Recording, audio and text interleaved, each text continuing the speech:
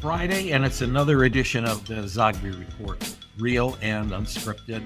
Hi, Jer. How you doing? Hey, I'm doing all right. How about you? I'm doing all right too.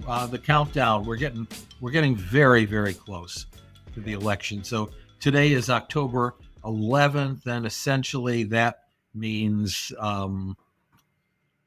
25 days until Election Day. Of course, a lot of people have voted already.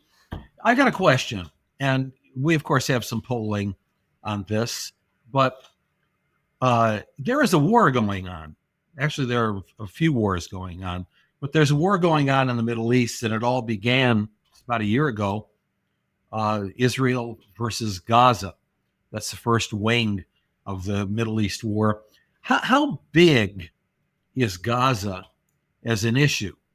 So on one hand, if you ask voters top of mind, as we do, what are the top two issues in the presidential race?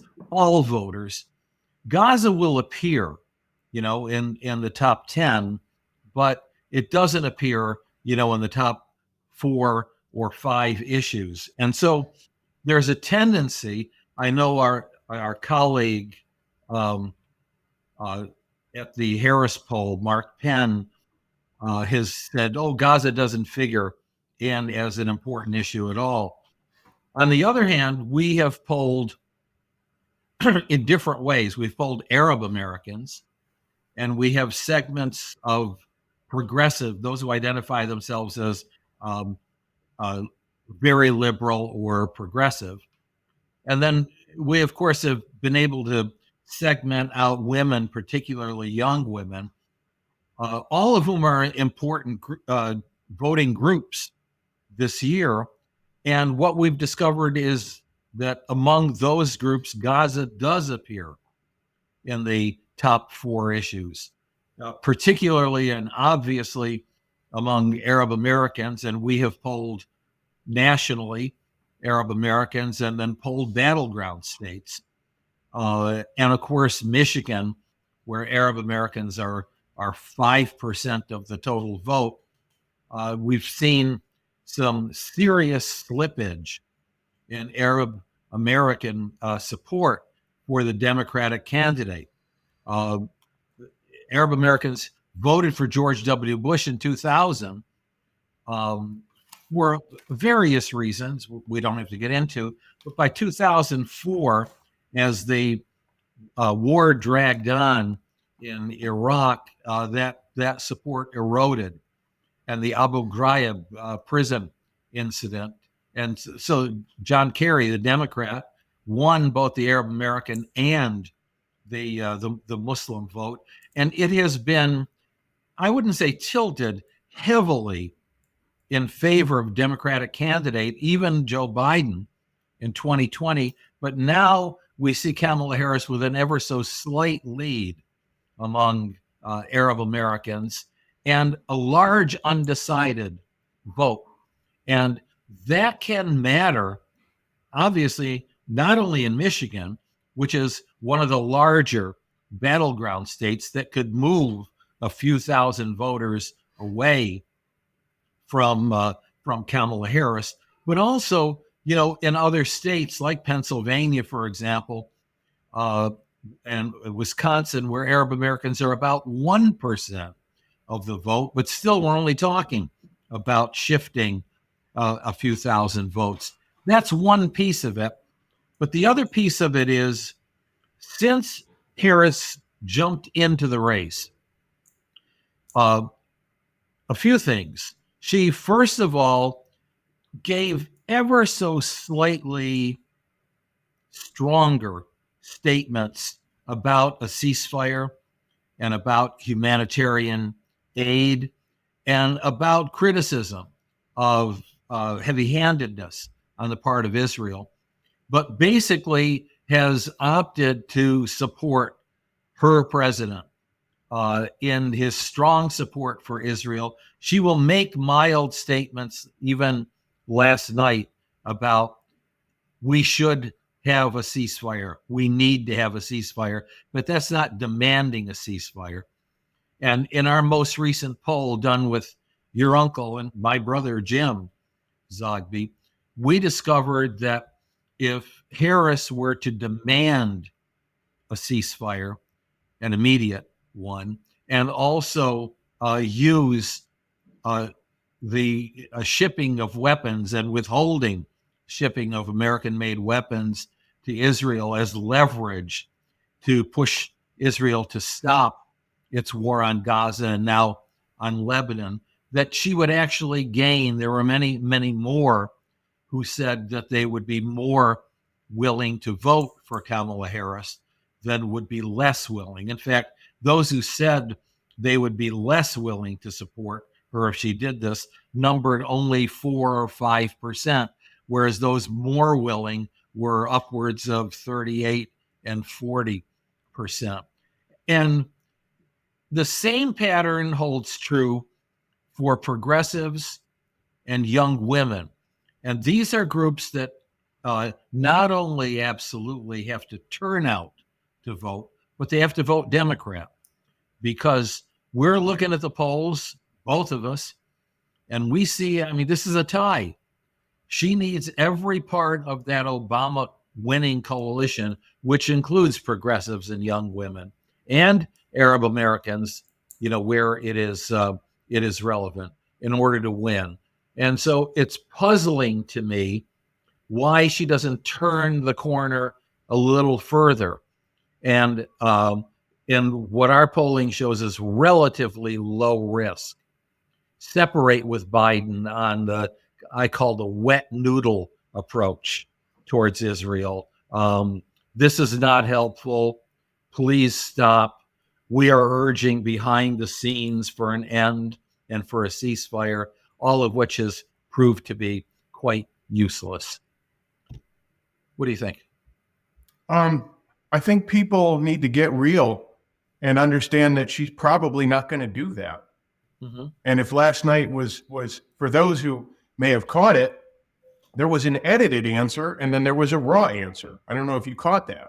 I did not. But I mean, I don't think it was AI generated, but her unedited answer was abysmal.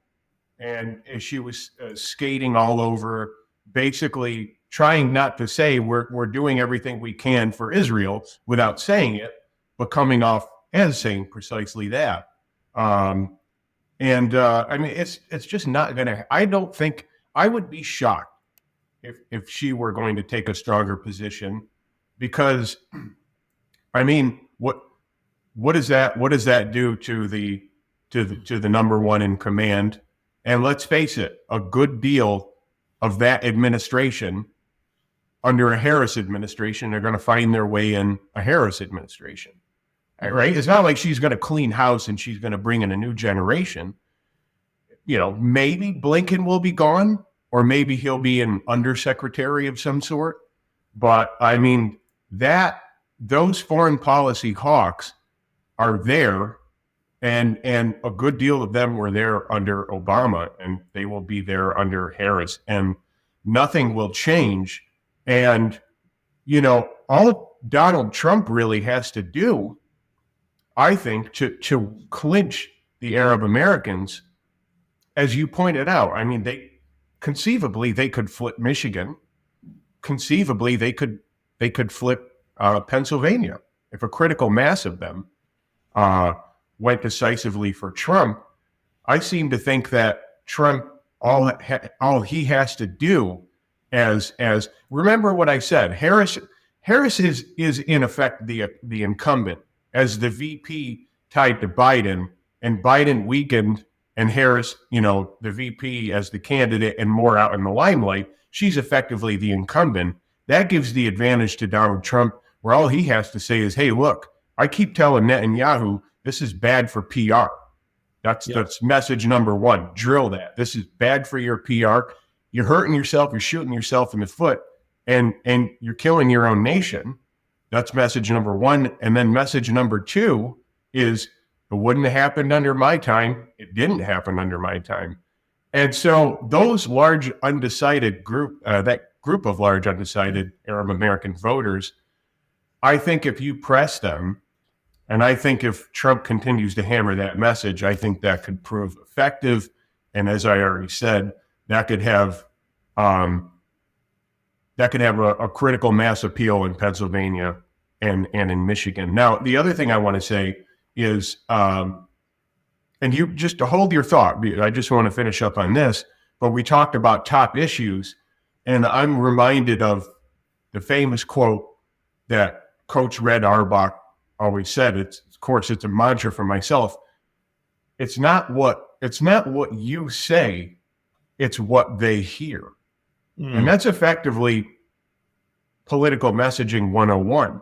And so when we talk about the top issues in the polls, it all comes down to how you frame it. If we include in a basket of 10 issues just immigration, I can guarantee you that immigration, because I've seen it in polls, falls to 5, 6, maybe 7. But if you say immigration and the border, or immigration and the southern border, or immigration and securing the border, immigration becomes number 2. If you just were to say jobs in the economy, my belief is that jobs in the economy will just barely top immigration and the border, and maybe even abortion. But if you say inflation and the cost of living, that's going to skyrocket to 50, 55% as by far and away the number one issue. And so it goes back to where Gaza fits in all of this.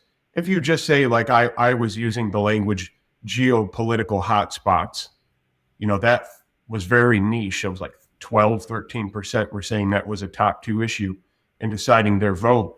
But I played around with the language, and I made references to, outbreak in Gaza turning into a global war, which is actually not an exaggeration, right? Mm-hmm. I mean, if Iran and Israel go head to head, we don't want to know what that looks like, because the whole world gets dragged into that. And not necessarily in terms of a hot war, although I wouldn't rule it out, but economically, the global economy, just ceases to be exactly what it is now. And so it's all in the messaging. It's not it's what they read in the polls. It is how you frame it, but it's how they interpret it, which is based on the political messaging. And so I just wanted to kind of add that insight into when people look at the famous top issues question in the polls, you'll notice fluctuation because there's fluctuation in the language. But the examples I laid out are really, really how to drive those issues home. So just to lay this issue to rest for now, it may come up future podcasts depending on events. There is a poll out just this morning by a Jewish Democratic Council, and a nationwide poll of American Jewish voters that found that 71% of American Jewish voters intend to vote for Kamala Harris and 25% for Donald Trump, which means it's about the same as it always is. A high of 75%, a low of 67 to 68% voting for the Democrat. And essentially, as I've been doing this a long time, it's 40 years last month, Jewish voters are liberal voters. And there's very little that changes that definition of them and the range of their votes.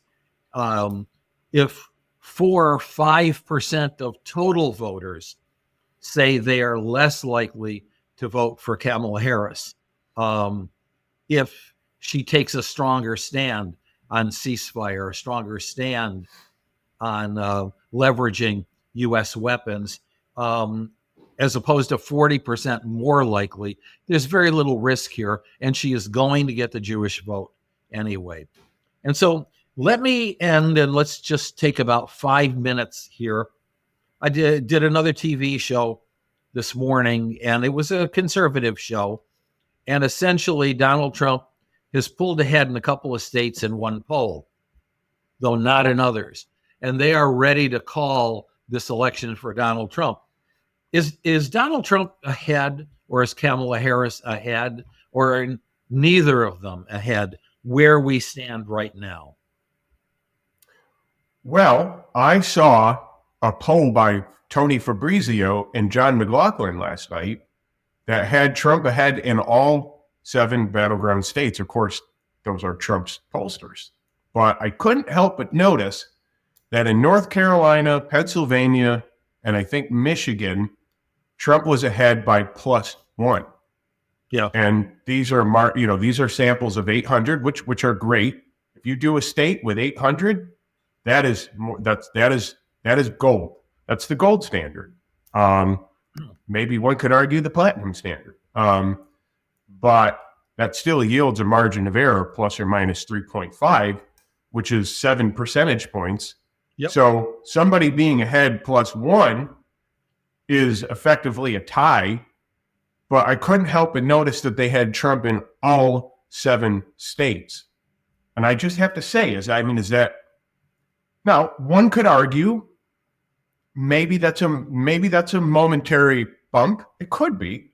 I don't think that we would show that. I think that we would show a mix in those states. 7 states, right?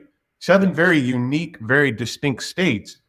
Maybe the hurricane that could have played a role. I wouldn't rule that out, and maybe some other things, but I don't know. 7 states all showing a lead is a little suspect. But your point that I think you're going to allude to, and you'll communicate better, is that if we're talking +1 or +2, it's really just a tie. It's tied. And that I'll end on this note. Let's let to folks out there, don't jump to any conclusions and don't cherry pick your polls, and only think about, talk about, and hope about the polls that you like. That tendency, the only good poll is one that agrees with me, is pretty dangerous if you're actually interested in actual outcomes. It's way too soon and way too close. Well, that's it. I think we aired it all today. What do you think? I'll just remind our listeners that put in another way, we still have